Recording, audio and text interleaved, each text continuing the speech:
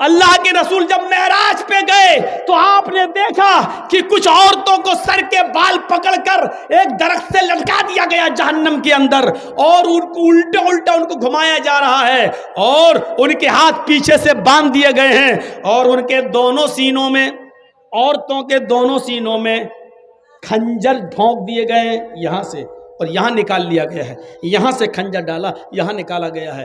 پوچھا اللہ کے نبی نے، جبریل یہ کون عورتیں ہیں جن کو اتنا دردناک جہنم میں عذاب دیا جا رہا ہے، جن کے سر کے بال پکڑ کر ان کو لٹکا دیا گیا ہے اور ان کے سینوں میں کھنجر چبھو دیے گئے ہیں؟ جبریل نے فرمایا، اے اللہ کے نبی، یہ وہ عورتیں ہیں جو دنیا میں اپنے بال کھول کر چلا کرتی تھیں، اپنے بالوں کو دوپٹے سے نہیں ڈھانکتی تھیں، اپنے سر پر اوڑھنیاں نہ ڈالا کرتی تھیں، اپنے سروں پر اوڑھنیاں نہیں اوڑا کرتی تھیں، یہ کھلے بال لے کر چلتی تھیں، بازار میں، اسکولوں میں، کالجوں میں ان کے بال کھلے رہتے تھے، اور یہ وہ عورتیں جن کے سینوں میں کھنجر ڈال دیے گئے ہیں، یہ اپنے سینوں پر اوڑھنیاں، چادر نہیں ڈالتی تھی، اتنا ٹائٹ کپڑا پہنتی تھی کہ کپڑا پہننے کے باوجود ان کے سینے کا حصہ اٹھا ہوا نظر آتا تھا۔ غیر مرد ان کے سینے پہ نظر ڈالا کرتے تھے، آج ان کے سینوں کو چبھو دیا گیا ہے، ان کے سینوں میں کھنجر ڈال دیا گیا ہے، ان کے سینوں میں کھنجر بھونک دیا گیا ہے۔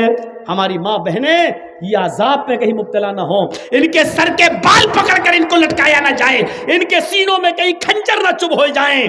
ان کو کہو اپنی بیٹیوں سے اسکول میں جائیں تو کم سے کم اوڑھنیاں اور ڈھیلی چادر اپنے جسموں پہ ڈال لیں۔ فرمایا ایک ایسا زمانہ آ جائے گا کہ عورتوں کو دیکھو گی کہ کپڑے پہننے کے باوجود ننگی ہوں گی، ممیلات و مائلات، لوگوں کی طرف مائل ہوں گی اور ان کو اپنی طرف مائل کریں گی، اتنا میک اپ کریں گی، لال رنگ کا کپڑا تو لال رنگ کی لپسٹک، بلو رنگ کا کپڑا تو بلو رنگ کی لپسٹک، ہرے رنگ کا کپڑا تو ہرے رنگ کی لپسٹک، میچنگ نہیں بگڑنی چاہیے، میچنگ نہیں بگڑنی چاہیے۔ یہ میک اپ اتنا کریں گی کہ نوجوانوں کو اپنی طرف کھینچیں گی اور خود نوجوانوں کی طرف کھنچ جائیں گی۔ لا يدخلن الجنت ولا یجدن ریحھا، یہ عورتوں کو جب دیکھو تو سمجھ لینا یہ عورتیں کبھی جنت میں داخل نہیں ہوں گی اور جنت کی خوشبو بھی نہیں پائیں گی۔ ایسی عورتوں پر اللہ نے جہنم واجب کر دی اور جنت کو حرام کر دیا، یہ عورتیں کبھی جنت کے اندر داخل نہیں ہوں گی۔ جنت میں داخلے کے لیے ڈھیلا ڈھالا کپڑا ضروری ہے، پردہ ضروری ہے۔ حضرت فاطمہ کا انتقال کا وقت آیا تو رو رہی تھی، کہا علی نے کیوں رو رہی ہو، ایک دن تو سب کو اس دنیا سے جانا ہے۔ کہا علی میرے شوہر، میری ایک وصیت ہے اس کو یاد رکھنا۔ بتاؤ تو میری بیوی ہی نہیں، محمد رسول اللہ کی بیٹی بھی ہو، بتاؤ کیا وصیت ہے؟ فرمایا جب میرا انتقال ہو جائے، میری روح نکل جائے تو مجھے رات میں دفنانا، دن میں نہیں۔ عشاء کی نماز کے بعد اندھیرے میں میرا جنازہ لے کر قبرستان جانا، دن میں نہیں۔ حضرت علی نے کہا یہ تم نے ایک نئی مصیبت میرے اوپر ڈال دی، مان لو فجر کے بعد اگر تمہارا انتقال ہو جاتا ہے تو ظہر کے بعد دفن کیا جائے گا، ظہر میں انتقال ہوتا ہے تو عصر میں، اب فجر کے بعد اگر انتقال ہو جائے تب بھی ہم عشاء کے بعد تمہیں دفنائیں، یہ کہاں کی عقل مندی ہے؟ فرمایا اے علی، اے میرے شوہر، میرے اوپر یہ احسان کرنا جو میں آپ سے کہہ رہی ہوں، میرے جنازے کو رات کی تاریکی میں لے جانا، میرے جنازے کو رات کے اندھیرے میں اٹھانا۔ پوچھا ایسا کیوں کہہ رہی ہو؟ کہتی ہے کہ میں ایسا اس لیے کہہ رہی ہوں کیونکہ میں یہ نہیں چاہتی کہ میرے مردہ جسم پر پڑے ہوئے کفن پر بھی کسی غیر مرد کی نظر پڑے، میرے مردہ جسم پر پڑے ہوئے کفن پر بھی کسی غیر مرد کی نظر پڑے۔ میں چاہتی ہوں کہ میرا جنازہ جب اٹھے تو میرے کفن کو بھی کوئی نہ دیکھے، میری شکل صورت تو بہت دور کی بات ہے۔ حضرت فاطمہ کی یہ نصیحت تھپڑ مار رہی ہے آج ہماری بیٹیوں اور ہماری بیویوں کے منہ پر، ہماری عورتوں کے منہ پر۔ غور کریں، مرنے کے بعد کوئی نکاح نہیں کر سکتا ہے، مرنے کے بعد کوئی کسی سے دلچسپی نہیں رکھتا ہے، کتنی خوبصورت لڑکی کیوں نہ زمین پہ پڑی ہو، اگر مر گئی تو اس کی طرف کوئی انٹرسٹ نہیں لیتا ہے۔ لیکن حضرت فاطمہ کیا کہہ رہی ہیں کہ میرے انتقال کے بعد میرے مرے ہوئے جسم پر پڑے ہوئے کفن پر بھی کسی غیر مرد کی نظر نہ پڑے۔ ایک طرف اس پردے کو دیکھیے اور ایک طرف ہمارا سماج، ہماری سوسائٹی، اور اس سوسائٹی میں گھومنے والی آوارہ گائیں، آوارہ بھیڑوں کو دیکھیے۔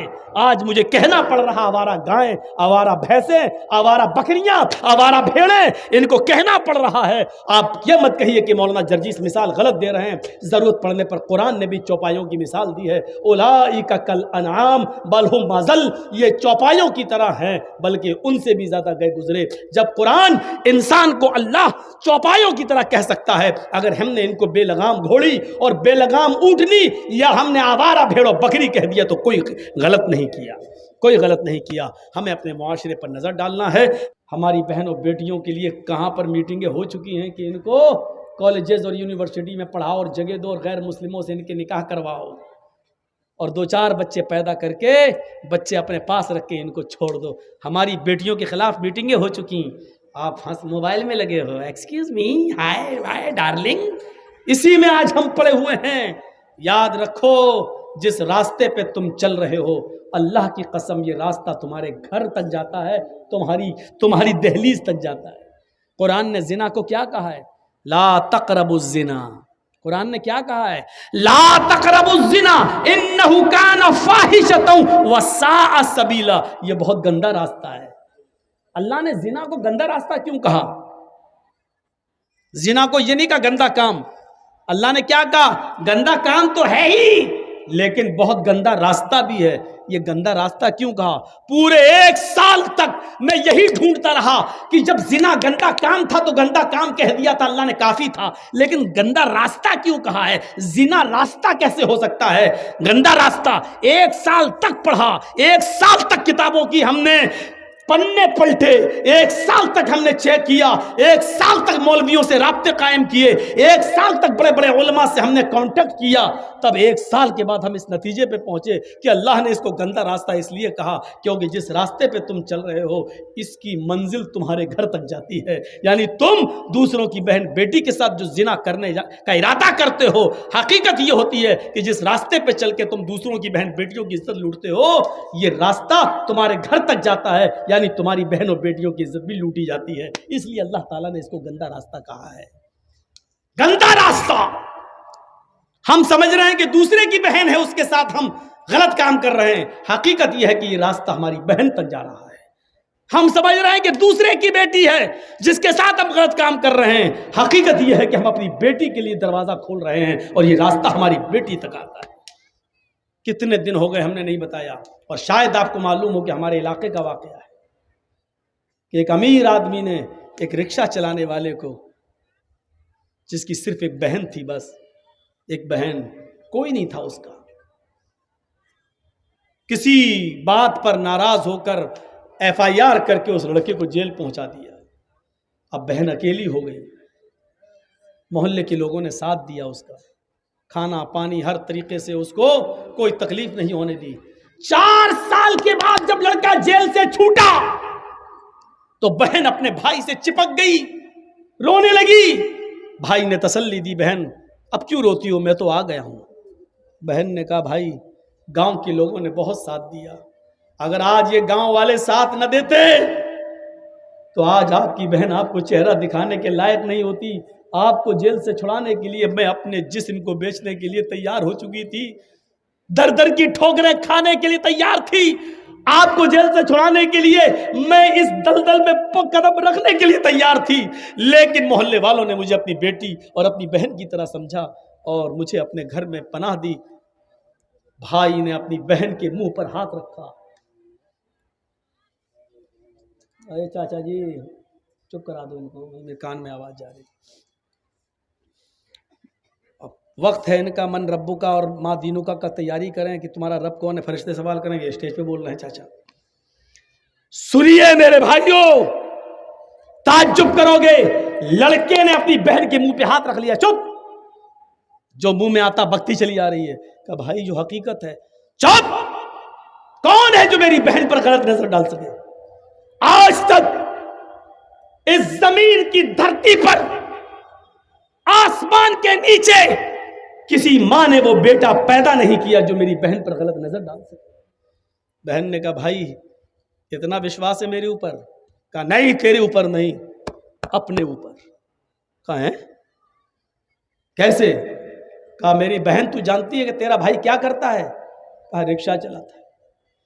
تیری بہن تیرا بھائی صبح اٹھتا ہے شام تک رکشہ چلاتا ہے، تجھے پالتا ہے پوستا ہے اور تیرے جہیز کے سامان کی تیاری کرتا ہے، تیرا گھر بسانے کی تیاری کرتا ہے۔ تیرے بھائی کے رکشے پر صبح سے لے کے شام تک پتہ نہیں کتنی عورتیں بیٹھتی ہیں اور کتنی اسکول کی اور کالج کی لڑکیاں تیرے بھائی کے رکشے پر بیٹھتی ہیں۔ میری بہن، تیرے بھائی کے رکشے پر جتنی بھی لڑکیاں آج تک بیٹھی ہیں، میں نے ان لڑکیوں کو اپنی بہن کی نظر سے دیکھا ہے۔ جب میں نے آج تک کسی کی بہن پر غلط نظر نہیں ڈالی تو میری بہن پر غلط نظر کون ڈال سکتا ہے؟ یہاں بیٹھے ہوئے جتنے لوگ ہیں سماجیوں، سنو، اتر دیناج پور کے چپے چپے سے آنے والوں سنو، اپنی بہن پر بھروسہ وہی کرنا یہاں سے اٹھنے سے پہلے جو اپنے آپ کو بھروسے کے لائق سمجھتا ہو۔ اتنا یاد رکھنا، اگر تم نے کسی کی بہن اور کسی کی بیٹی کی عزت و آبرو سے کھیلا ہے تو حقیقت میں تم نے اپنی بہن اور اپنی بیٹی کی عزت و آبرو سے کھیلا ہے۔ اس نوجوان نے صاف کہا، میں نے آج تک تیرے بھائی کے رکشے پر جتنی لڑکیاں بیٹھی بہن کی نظر سے دیکھا، جب میں نے کسی کی بہن پر غلط نظر نہیں ڈالی تو میری بہن پر کون غلط نظر ڈال سکتا ہے؟ اس جملوں سے ہمیں اور آپ کو سبق لینا چاہیے۔ سبق، اگر آپ نے کسی کی بہن اور بیٹی پر غلط نظر ڈالی تو یاد رکھنا ہم نے راستہ بنا دیا ہے اپنے گھر میں اپنی بہن اور اپنی بیٹی کے دروازے تک پہنچنے کا۔ الفاظ کڑوے ہیں مگر حق بجانب ہوں، الفاظ سخت ہیں لیکن اللہ کی قسم غلط نہیں ہیں، الفاظ میں تھوڑی سی سختی ہے لیکن میں معافی نہیں مانگوں گا، کیونکہ معافی کا چندہ کرنے کی عادت میری نہیں ہے۔ کس بات پر معافی مانگوں؟ کوئی غلط بات میں نے نہیں کہی ہے۔ اگر تم دوسروں کی بہنوں بیٹیوں پر غلط نظر ڈالو گے تو ہماری بہنوں بیٹیوں پر بھی غلط نظر ڈالی جائے گی۔ کما تدین تدان، عربی زبان کا مقولہ ہے، جیسا کرو گے ویسا بھرو گے۔ یہ حالات ہے، یہ صورتحال پیدا ہوئی۔ ایک جہیز کی لعنت ہم ختم نہیں کر پا رہے ہیں، اکیلے محمد رسول اللہ نے کتنی برائیوں کو ختم کیا ہے۔ شراب مکے میں بہہ گئی، جوا ختم ہو گیا، اور امن و امان ایسا کہ آج بھی سعودی عرب کے اندر اگر 5 ریال اور 10 ریال بھی پڑے ہوں تو ڈر سے کوئی اٹھاتا نہیں ہے۔ اگر اٹھا لیں گے کیمرے میں ریکارڈ ہو گیا تو کہیں میرا ہاتھ نہ کاٹ ڈالا جائے۔ آج بھی امن و امان اور شانتی کا ایسا گہوارہ بن گیا ہے ہمارا عرب ملک۔ آپ غور کر رہے ہیں؟ مدرسے چلائیے، اللہ آپ کے ان مدرسوں کو دن دونی اور رات چوگنی ترقی عطا فرمائے، ان سے علماء اور حفاظ کا ایک ذخیرہ نکالے، اور بار الہ ان علماء اور حفاظ کو چپے چپے میں بھیج کر ان سے دین کی خدمت لے لے۔ لیکن سنو، ہمیں سماج کی برائیوں کو خود آگے بڑھ کر دور کرنا ہوگا۔ کیا آپ نے کسی مولانا کو یہ پاور دیا؟ صرف اتنا پاور ہے کہ جرجی صاحب یہاں کرسی پر بیٹھے ہو، 1.5 گھنٹہ 2 گھنٹہ جتنی دیر بول رہے ہو، بس یہاں پر جو چاہو بول دو۔ کیا آپ نے کبھی ہمیں یہ موقع دیا ہے کہ کسی کے بارات میں لڑکے کی ہم جائیں اور وہاں پر یہ کہہ سکیں کہ یہ 300 آدمیوں کی جو بارات آئی ہے یہ غلط ہے، اسلام کے خلاف ہے، شریعت کے خلاف ہے؟ مولانا جرجیز کو آپ بارات سے باہر بھگا دیں گے، کہیں گے چل جلسے میں بولنا، یہ تیرے باپ کی بارات نہیں ہے، میرے بیٹے کی بارات ہے۔ آپ یہ پاور نہیں دے سکتے مولانا جرجیز کو۔ آپ کی شراب کی دکان کھلی ہوئی ہے، مولانا جرجیز تو شراب کی دکان پر کھڑے ہو کر اگر یہ کہے کہ غلط ہے، بند کرو، کتنے لوگوں کی زندگیاں برباد ہو رہی ہیں، آپ بھگا دو گے۔ ارے صاحب اس کی دکان کو لائسنس ملا، تم کون ہوتے بولنے والے؟ صاحب حرام ہے یہ، صاحب جلسے میں بولو، جمعے کے ممبر پہ بولو، خطبے میں کھڑے ہو کے یہاں کیوں بولو؟ بھاگو، تمہاری غلطی ہے، آپ موقع نہیں دیں۔ حضرت عمر فاروق نے ایک آدمی کو دیکھا، وہ آگے آگے جا رہا ہے اور اس کا یہ پیجامہ ٹخنوں سے نیچے ہے، یہ ٹخنوں سے نیچے جو ہم کپڑے پہنتے ہیں نا، نماز پڑھی اوپر کر لیا، بس اور نماز پڑھنے کے بعد پھر نکال دیا، پھر ٹخنے سے نیچے گر رہا ہے. یہ ٹخنے سے نیچے والا حصہ جہنم میں جلایا جائے گا. ٹخنا ہے یہ، اس سے اوپر پہننا ہے یہاں، اس سے نیچے والا حصہ تکبر کی علامت ہے، تکبر کی. صاف کہہ دیا کہ نیچے جتنا بھی پیجامہ یا لنگی آپ کی لٹک رہی ہوگی اتنا حصہ کاٹ کر آپ کا جہنم کے اندر جلایا جائے گا. اور حدیث اللہ کے رسول کی ہے کہ اللہ تعالیٰ قیامت کے دن ان 3 لوگوں پر رحمت کی نظر نہیں ڈالے گا. ان 3 لوگوں میں ایک شخص یہ بھی شامل ہے جس کا پیجامہ یا لنگی ٹخنے سے نیچے لٹک رہا ہوگا. حضرت عمر فاروق نے ایک آدمی کو دیکھا کہ اس کا پیجامہ ٹخنے سے نیچے لٹک رہا ہے تو دور سے آواز دیتے ہیں. اس نے نہیں سنا. آپ نے پھر زور سے آواز دی، احائز انت یا رجل. اس نے پیچھے مڑ کے دیکھا کہ حضرت عمر آ رہے ہیں. جی جی کیا؟ احائز انت. عربی کے جملے دیکھیے. حضرت عمر نے کیا کہا؟ احائز انت، کیا تجھے مہینہ آ رہا ہے؟ مہینہ سمجھتے نا؟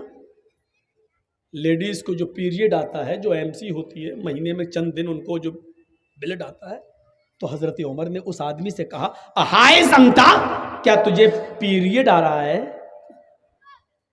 وہ ادھر ادھر دیکھنے لگا ہے، کس سے کہہ رہے ہیں؟ کہ امیر المومنین کس سے کہہ رہے ہیں؟ یہاں تو کوئی عورت نہیں جا رہی ہے. کہا کہ انتا کہہ رہا ہوں تب بھی سمجھ میں نہیں آ رہا ہے. تجھے کہہ رہا ہوں، تجھے پیریڈ آ رہا ہے، مہینہ آ رہا ہے، ایم سی ہو رہی تجھے. کہتا مجھے؟ کہاں؟ تیرے بارے میں پوچھ رہا ہوں. مسکرا کے کہتا ہے آپ کا دماغ صحیح ہے. حل یحیض الرجل، کیا مرد کو بھی مہینہ آتا ہے؟ اس نے کیا کہا؟ کیا مرد کو بھی مہینہ آتا ہے؟ تو حضرت عمر نے کہا کیا مرد بھی ٹخنے سے نیچے کپڑا پہنتا ہے؟ یعنی مرد کو نہیں، عورت کو حکم دیا اللہ کے رسول نے کہ وہ ٹخنے سے نیچے کپڑا پہنے، اس کے تو پیروں کی انگلی بھی نہ دکھے. یہ عورت کو حکم دیا، مرد کو حکم دیا ہے کہ ٹخنوں سے اوپر پہنے. جب تو کپڑا پہننے میں عورت کا کام کر سکتا ہے تو ہو سکتا ہے کہ مہینے میں بھی عورت کا کام کر رہا ہو، تجھے مہینہ آ رہا ہو. کہنے لگا نہیں ٹھیک ہے. اس نے اوپر کر لیا. حضرت عمر نے اپنے غلام سے کہا اسلم جی بسکین، چھری لاؤ. کہا چھری لاؤ. آپ کا سماج مولوی جرجیز کو یہ پرمیشن نہیں دے سکتا. حضرت عمر نے کہا چھری لاؤ. چھری آ گئی. اس نے کہا کیا کر رہے ہیں امیر المومنین؟ کہا اس کو میں کاٹوں گا جو ٹخنے سے نیچے ہے. کہا میں گھر جا کے خود کاٹ لوں گا، آپ دوبارہ دیکھیں گے تو آپ ہمارا پیجامہ ہی پھاڑ دینا، لیکن ہمیں موقع دے دیجئے، گھر جا کے سنبھال لوں گا. حضرت عمر نے کہا کہ یقیناً تو گھر جا کے سنبھال لے گا، لیکن اللہ کے نبی صلی اللہ علیہ وسلم نے فرمایا جب کوئی برائی تم اپنی آنکھوں سے دیکھو تو پہلے اپنے ہاتھ سے دور کرو. جب ہاتھ سے دور کرنے کی طاقت نہ ہو تو زبان سے منع کرو، اور زبان سے بھی منع کرنے کی طاقت نہ ہو تو دل سے برا سمجھو. میرے پاس ہاتھ سے دور کرنے کی طاقت ہے، اس لیے اس برائی کو میں اپنے ہاتھ سے دور کروں گا، ورنہ قیامت کے دن میں اپنے رب کو کیا منہ دکھاؤں گا. ادھر آ. کاٹ دیا پیجامہ، یہاں تک کاٹ دیا، صوفی بنا دیا. لے، جس برائی کو اپنی آنکھوں سے دیکھا اپنے ہاتھ سے دور کر دیا. کیا سماج ہمیں اس بات کی اجازت دے گا؟ سماج جلسے کی اجازت دے گا، اسٹیج بنا دے گا، مولانا صاحب بول لو، جو من میں آئے بول دو، یہاں کوئی کچھ نہیں کہے گا. لیکن صرف اسی 1.5 گھنٹے اور 2 گھنٹے تک آپ کی ہم سن لیں گے، اس کے بعد نہیں سنیں گے. قرآن پڑھ جائیے. اللہ تعالیٰ نے کہیں نہیں کہا کہ نیکیاں نیکیاں نیکیاں نیکیاں، یہ نہیں کہا، لیکن برائیوں کے سلسلے میں اتنا زور دیا کہ برائیوں سے رکو. ہاتھ سے دور کرنے کی طاقت ہو تو ہاتھ سے کرو، ہاتھ سے دور کرنے کی طاقت نہ ہو تو زبان سے روکو، اور زبان سے بھی دور کرنے کی طاقت نہ ہو تو دل سے برا جانو. آج شراب کے کتنے اڈوں کو تم روک سکتے؟ ٹھیک ہے دوسروں کی آپ نہیں کر سکتے ہو، اپنے گھر کی برائی تو روک سکتے ہو. اپنے گھر کی برائی، آپ کے گھر میں آپ کا بچہ 12 بجے رات تک موبائل چلاتا ہے، اینڈرائڈ موبائل، فیس بک اور میسنجر اور یوٹیوب پہ لگا ہوا ہے. کتنا آپ نے اپنے گھر کی اس برائی کو روکا ہے؟